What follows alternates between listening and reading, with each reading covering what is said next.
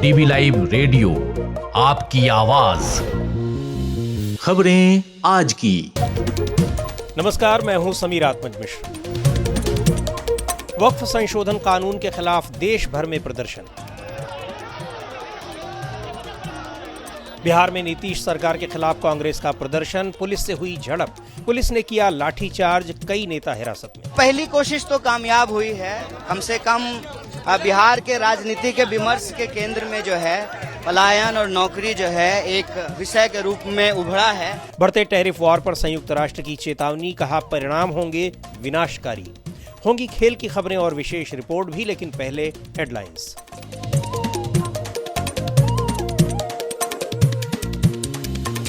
Headlines के साथ मैं हूं अतुल सिन्हा। तमिलनाडु में भाजपा का AIADMK से गठबंधन का ऐलान।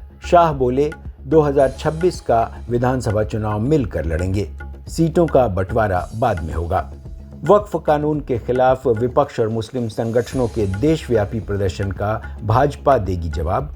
20 अप्रैल से 25 मई तक चलाएगी देश भर में वक्फ सुधार जन जागरण अभियान। यूपी बिहार में जोरदार बारिश और बिजली गिरने से 83 लोगों की मौत। दिल्ली NCR समेत 10 राज्यों में भी आंधी बारिश का अनुमान। कई राज्यों में हीट वेव का भी है अलर्ट। अमेरिका के न्यूयॉर्क में हुआ दर्दनाक हादसा, हवा में 2 टुकड़ों में बटा हेलीकॉप्टर हडसन नदी में गिरा। पायलट समेत सीमेंस कंपनी के CEO, पत्नी और 3 बच्चों की मौत। और अब चीन ने अमेरिका पर 125% टैरिफ लगाया। जिनपिंग बोले, हम दबाव के आगे नहीं झुकते। अमेरिका ने 145% टैरिफ लगाया था। डीबी लाइव रेडियो पर आप सुन रहे हैं खबरें आज की। वक्फ संशोधन कानून के खिलाफ विरोध प्रदर्शन जारी है। आज देश के कई हिस्सों में जुमे की नमाज के बाद प्रदर्शन हुए हैं। कई जगहों पर प्रदर्शनकारी हिरासत में भी लिए गए। पश्चिम बंगाल के अलियाह विश्वविद्यालय में छात्रों ने भी कानून के खिलाफ प्रदर्शन किया। प्रदर्शनकारियों के निशाने पर NDA के वो घटक दल भी रहे जिन्होंने संसद में इस विधेयक का समर्थन किया था। एक रिपोर्ट के साथ हैं आंचल। जुमे की नमाज के बाद देश के तमाम हिस्सों में वक्फ कानून के खिलाफ प्रदर्शन हुए और लोगों ने सरकार से कानून वापस लेने की मांग की। पश्चिम बंगाल की राजधानी कोलकाता की आलिया विश्वविद्यालय के छात्रों ने वक्फ कानून के खिलाफ प्रोटेस्ट मार्च निकाला।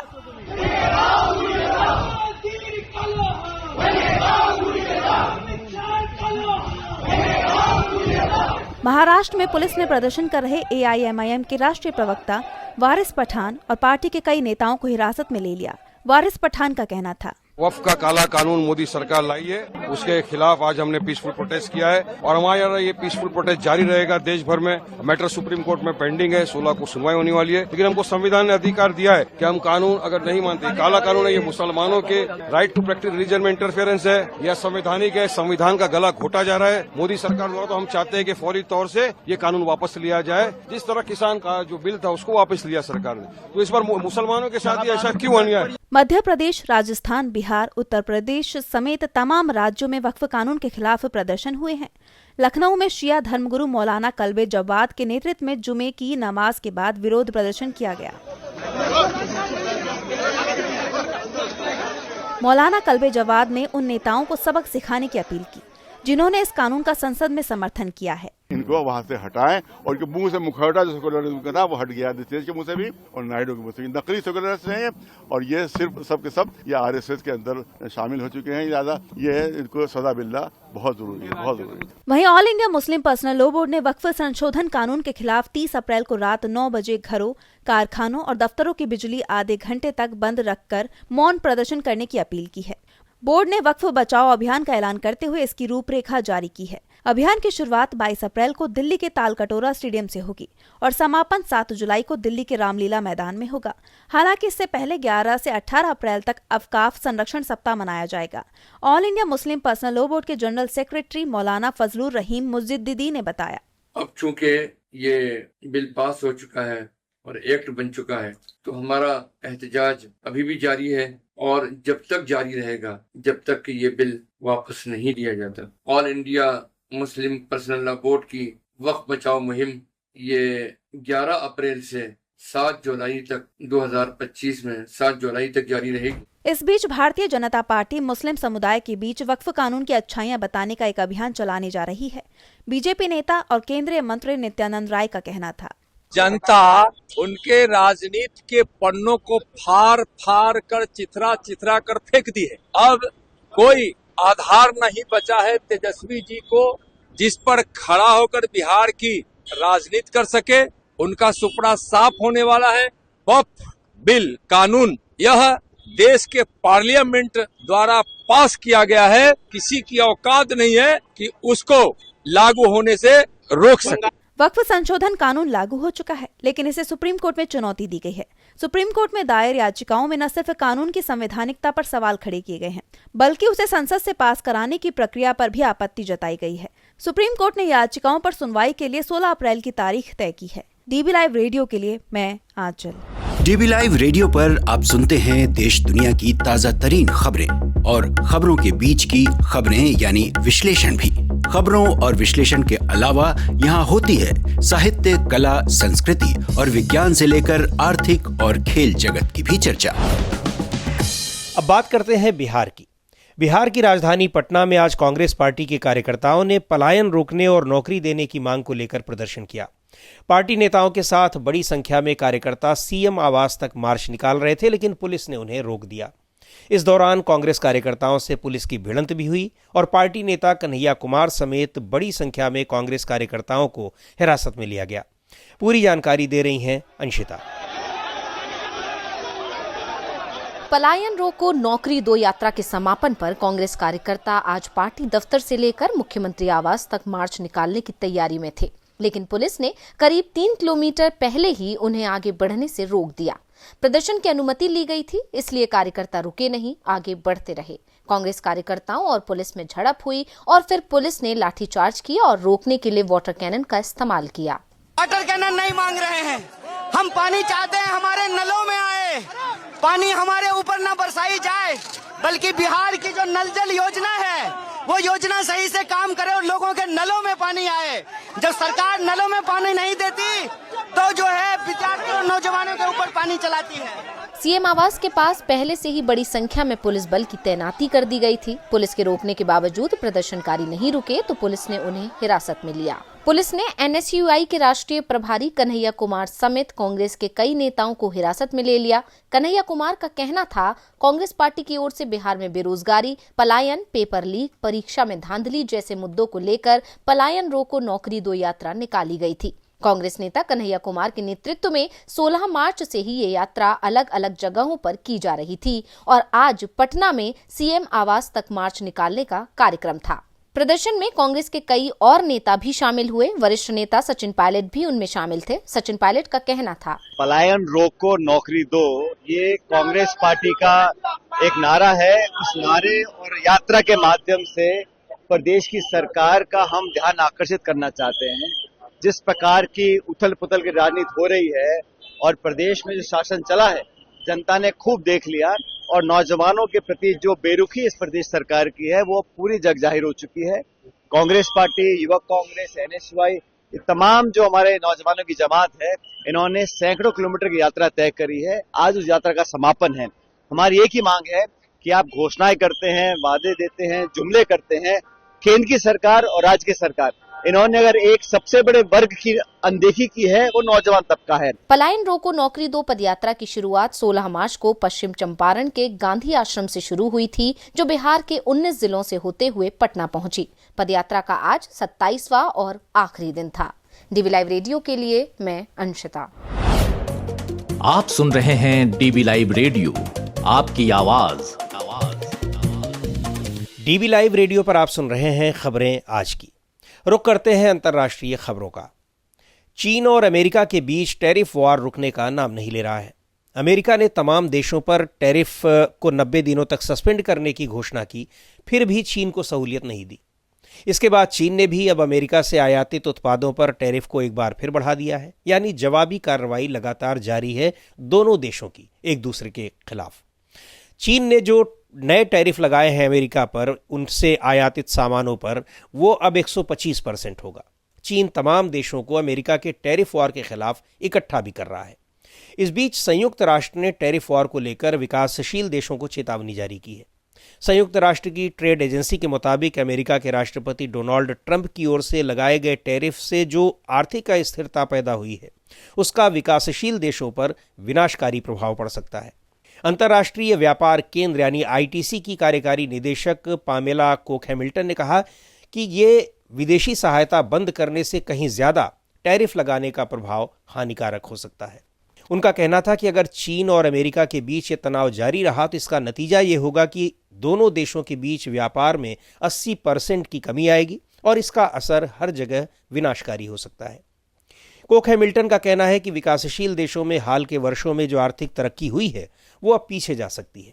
वहीं अब चीन ने विश्व व्यापार संगठन में अमेरिकी टैरिफ के खिलाफ एक अतिरिक्त शिकायत दर्ज कराई है। विश्व व्यापार संगठन में चीन के मिशन ने कहा कि उसने अमेरिका की ओर से लगाए गए टैरिफ को लेकर WTO से शिकायत की है। इससे पहले मिशन ने फरवरी में शिकायत दर्ज कराई थी। इसके बाद चीन ने पिछले हफ्ते टैरिफ को लेकर विश्व व्यापार संगठन में एक और शिकायत दर्ज कराई थी। जो भी देश अमेरिका के बढ़ते टैरिफ का सामना कर रहे हैं वो इस विवाद को सुलझाने के लिए विश्व व्यापार संगठन में शिकायत लेकर जा सकते हैं। आप सुन रहे हैं डीबी लाइव रेडियो, आपकी आवाज। और अब वक्त हो चला है खेल की खबरों का। खेल जगत की खबरों के साथ हैं यश त्रिवेदी।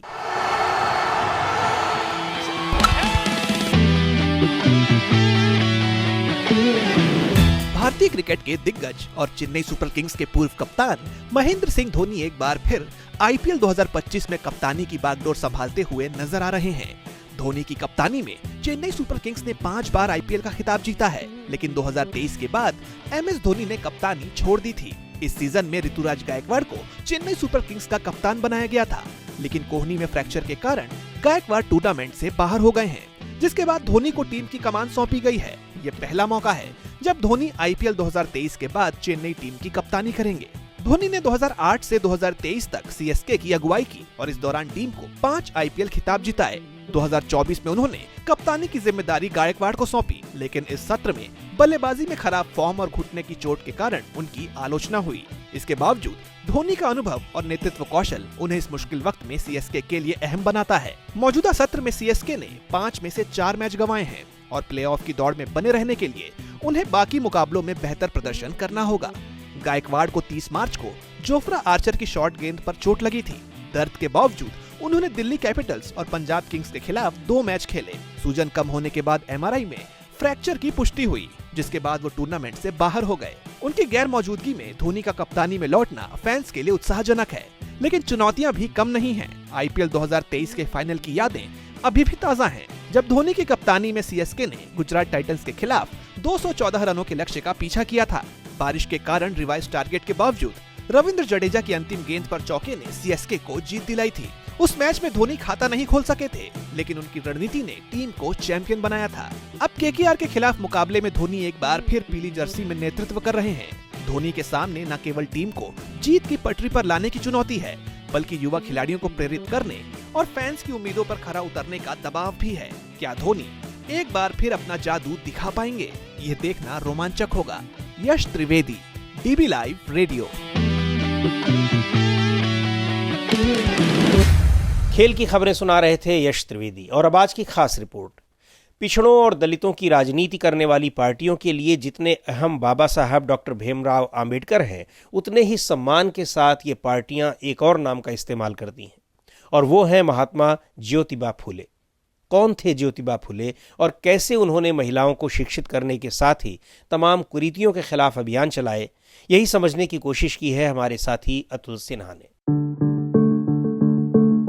अपने देश में दलितों, पिछड़ों और शोषितों की राजनीति के मुख्य नायक के तौर पर बेशक डॉक्टर भीमराव अंबेडकर का नाम लिया जाता हो, लेकिन उनसे 64 साल पहले जिस समाज सुधारक ने जन्म लिया और डॉक्टर अंबेडकर जिन्हें अपना आदर्श मानते रहे, वो थे ज्योतिबा फुले।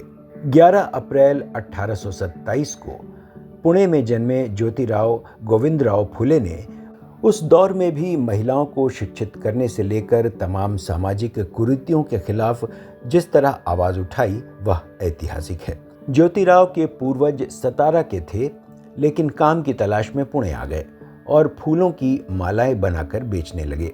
तभी से उन्हें फुले कहा जाने लगा। ज्योतिबा ने बचपन से ही इतनी परेशानियां उठाई, सामाजिक तौर पर भेदभाव देखा, विषमताएं देखी, इससे वे बेहद विचलित रहते। 1 साल के थे तभी मां गुजर गईं। मुश्किलों में धीरे धीरे बड़े हुए, पढ़ाई के साथ साथ जन जागरूकता के कामों में लग गए। तमाम महान लोगों की जीवनियां पढ़ी और कबीर को भी पढ़ा। उन्हें बचपन से ही लगता कि जब ईश्वर एक है तो भला आदमी अलग अलग जातियों या समाजों में क्यों बांट दिया गया, स्त्रियों का दर्जा पुरुषों से नीचे क्यों है और उन्हें पढ़ने लिखने क्यों नहीं दिया जाता। वो बाल विवाह के विरोधी और विधवा विवाह के समर्थक थे। तमाम सामाजिक कुरीतियों और अंधविश्वास के खिलाफ खुलकर बोलते।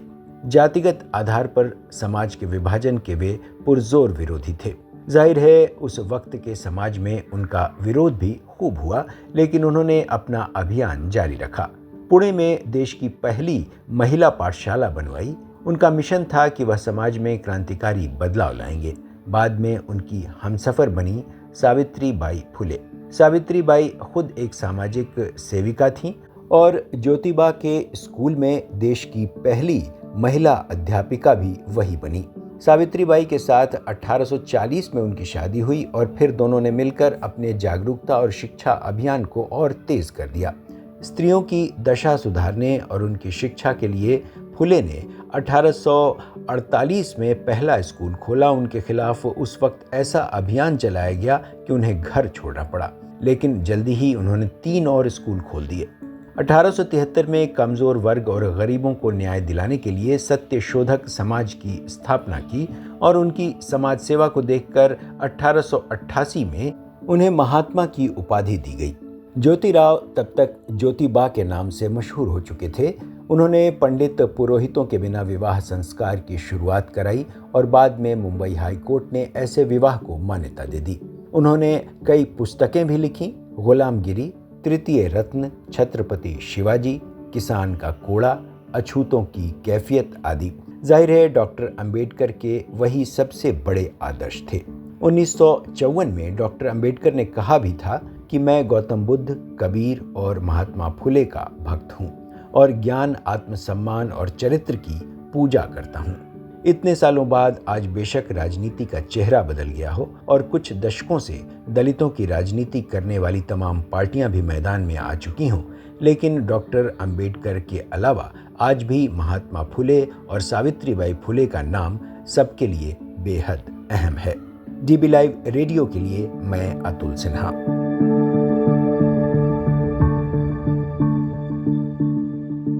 कैसी लगी आपको ये रिपोर्ट, हमें जरूर बताइएगा। इस कार्यक्रम को अब यहीं समाप्त करते हैं। बने रहिए डीबी लाइव रेडियो के साथ। हर रोज सुनिए दिन भर की खबरों और विश्लेषण का हमारा ये प्रोग्राम खबरें आज की। अब दीजिए इजाजत। नमस्कार।